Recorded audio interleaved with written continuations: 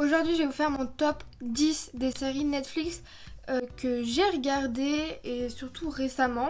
Donc je vais commencer par la 10e, donc la pire selon moi. Et c'est les Winx. Voilà. Non. J'ai juste un mot, c'est non. Non, tu fais pas ça. Voilà. Ou alors t'appelles pas ça les Winx. D'accord? Parce que où est Flora? Déjà.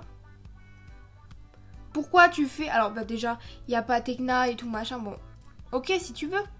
Mais alors, pourquoi il y a les autres? Et au lieu de mettre Flora, tu mets soi-disant sa cousine ou je sais pas quoi? Pas compris. Où sont les super tenues, les fashionistas et tout, genre les paillettes, les trucs, la mode et tout machin. J'ai regardé 3 épisodes, le truc c'est sombre et c'est noir, et c'est nul. Nul. Nul. Voilà. Ou alors t'appelles pas ça les Winx, tu dis tu mets un autre nom. Ça pourquoi pas, ça peut être un bon concept. Parce qu'en soi l'histoire elle peut être pas mal. Mais tu dis pas on a repris votre dessin animé super coloré avec des super filles dedans. Par contre ça n'a rien à voir. Mais on va appeler ça pareil et on va faire genre. Non. Voilà. Ensuite en 9ème position, alors c'est une série, je crois il y a 3 saisons, un truc comme ça. Ça s'appelle Zoo. Alors écoutez bien. La première saison, je n'ai pas aimé parce que le jeu d'acteur est nul. D'accord? C'est éclaté au sol. Mon copain a voulu regarder parce que lui il trouvait ça intéressant. La deuxième saison, ça va un peu mieux. Mais j'étais toujours pas en mode de... Voilà. La dernière saison, c'est là où tout devient hyper intéressant. Les acteurs, ça va mieux et tout. J'étais dedans. J'étais contente d'avoir regardé la série. On finit la dernière saison. On se dit on va regarder quand est-ce que la prochaine saison sort. Ils ont arrêté la série. Voilà, donc ne la regardez pas. C'est de la perte de temps. On ne sait pas comment ça finit. Nul. Nul, nul, nul. Ensuite, en 8ème position, 13 Reasons Why. Là, c'est pareil. En soi, ça a une... L'histoire, elle peut être hyper bien. Mais alors, c'est long. C'est long. J'ai dû regarder 4 épisodes. Il se passe rien. Absolument rien. Tu tapes un épisode d'1 heure pour qu'il y ait ça. Ça de trucs intéressants, tu vois. Mais c'est tout. Voilà. Donc c'est trop long. Trop long, trop long, trop long. Sinon, en soi, je pense que l'histoire peut être pas mal. Mais trop long. Trop long. Moi, je m'attends pas trop sur leurs histoires, ces séries-là, parce que je vous les conseille pas forcément. Donc au pire, vous avez qu'à les voir. Voilà. Ensuite, en 7ème, My Crazy Ex-Girlfriend. Ça va. Ça, j'aime bien. C'est un truc pour pas se prendre la tête, quoi. Et c'est un truc rigolo, voilà. En gros, c'est une fille qui a toujours beaucoup écouté sa mère. Du coup, elle n'est pas vraiment heureuse dans sa vie. Et un jour, elle recroise son amour d'enfance dans la rue. Et elle décide de le suivre parce que lui, il habite dans une autre ville des États-Unis. Et apparemment, là-bas, tout est beau, tout est bien. Donc du coup, elle va aller là-bas sans lui dire. Et donc du coup, en gros, elle va faire en sorte qu'il retombe amoureux d'elle et tout machin. Mais qu'avec des plans psychopathes et tout machin truc. Et du coup, voilà, c'est très rigolo. Et ça, par contre, je conseille. Voilà, c'est bien, tu passes un bon moment, tu te prends pas la tête. Ça, je suis d'accord. Ensuite, en 6ème, la Casa des Papel, hein. Un classique, on va dire. Très bien, moi j'aime bien. Aucun problème. Ils veulent braquer la Banque d'Espagne. Voilà. Je vais pas vous en dire plus parce qu'après ça vous spoil tout. Puis je pense que vous connaissez. Voilà. Mais sinon, très sympa. Regardez-le, j'aime bien. Ensuite, en 5ème, American Horror Story. Ça aussi, je vous conseille fortement si vous aimez bien un peu le genre horreur, glauque, ce genre de truc. En gros, sur chaque saison, c'est une histoire différente avec différentes époques, mais c'est à peu près toujours avec les mêmes acteurs. Et donc, par exemple, il y a une saison où c'est avec une maison hantée, une autre, ça se passe dans un cirque avec les hommes... comment on dit?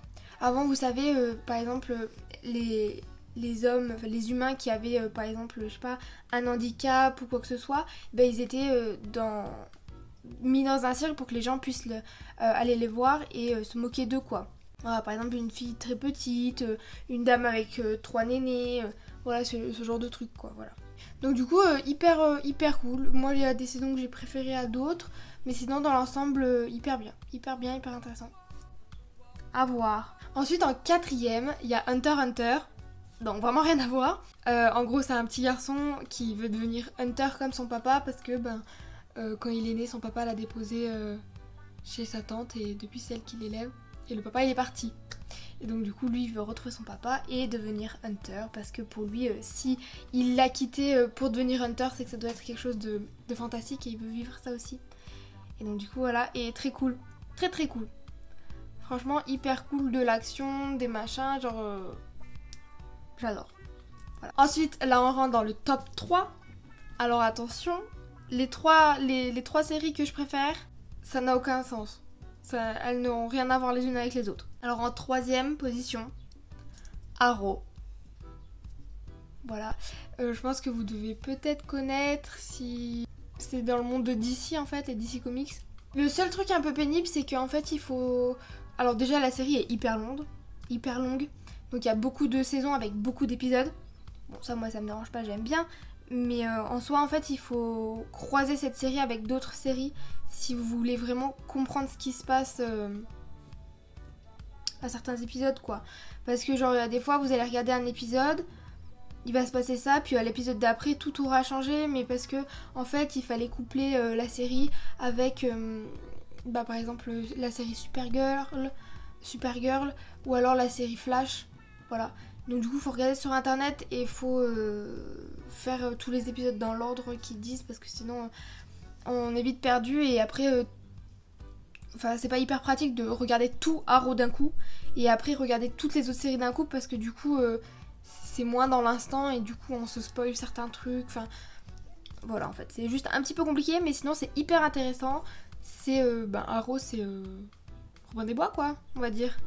Voilà, c'est un type, il a été porté disparu pendant 5 ans je crois, et il arrive à revenir chez lui et en fait il est devenu hyper fort, hyper agile et tout, et au fur et à mesure on en apprend un peu plus sur ce qui s'est passé durant ces 5 ans justement, et voilà.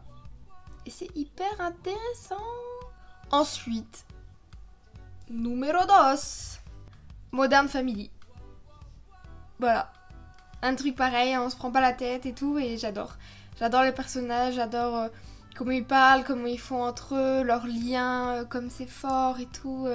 Et puis c'est hyper drôle et voilà. Mais je pense que vous devez connaître, je pense. Si vous connaissez pas, mais regardez. Regardez à fond. C'est un truc, même si vous regardez pas les épisodes dans l'ordre, c'est pas non plus hyper dérangeant et c'est un truc vraiment chill quoi. Voilà. Et c'est super bien. Et ensuite... Numéro 1. Essayez de deviner. Essayez de mettre en commentaire ce que vous pensez que j'aime bien. Numéro 1, c'est Jane the Virgin. Voilà. Encore un truc qui n'a rien à voir, mais vraiment, cette série, à jamais dans mon cœur, à jamais... Voilà, pour toujours, toujours, toujours, toujours. Et par contre, je suis team Michael, hein. Voilà, qu'on mette les choses au clair. C'est lui et ce sera toujours lui. Voilà. Mais sinon, c'est hyper romantique, mais en même temps, il y a du suspense parce qu'il y a un peu une enquête policière qui se déroule en parallèle et j'adore. J'ai pleuré, mais pleuré. Je ne sais combien de fois parce qu'il y a plein de moments où c'est hyper... Voilà, mon côté romantique ressort énormément pour cette série. Mais vraiment, si vous devez en regarder qu'une seule... de toutes celles que j'ai dit, c'est celle-là. C'est... En plus, elle est complète, il n'y a pas d'autres saisons à sortir ou je sais pas quoi. Non. Si vous regardez tout et... Voilà. Et je pense vraiment que ça peut convenir, enfin que vous pouvez aimer parce que ça mélange plein de genres différents un peu. Et c'est... C'est la meilleure série du monde! Voilà, je n'ai rien d'autre à rajouter. Regardez Jane the Virgin. C'est un ordre. Après j'en ai regardé d'autres, hein, des séries Netflix, mais là c'est vraiment celles qui m'ont marqué on va dire, et celles que j'ai vues récemment. Et sinon là je suis en train de regarder SNK. Voilà, l'attaque des titans. Encore un truc qui n'a rien à voir, mais un truc encore que j'adore, j'en suis à la saison 2 donc je peux pas vraiment émettre d'avis. Mais je pourrais vous refaire un top 10 des séries Netflix. Peut-être quand je l'aurai fini, peut-être que ça aurait changé et je pourrais rajouter aussi d'autres séries ou du moins vous parler d'autres séries que j'ai vues parce qu'il y en a d'autres que j'ai vues et que j'ai pas forcément mis là-dedans. Donc voilà. N'hésitez pas à me dire dans les commentaires vos séries préférées parce que je suis souvent en recherche de nouvelles séries ou même de nouveaux films à regarder. Donc si vous voulez bien me mettre vos films préférés et vos séries préférées en commentaire, ça serait super chouette. J'espère que cette vidéo vous aura plu et puis bah moi je vous fais de gros bisous. Ciao. Et regardez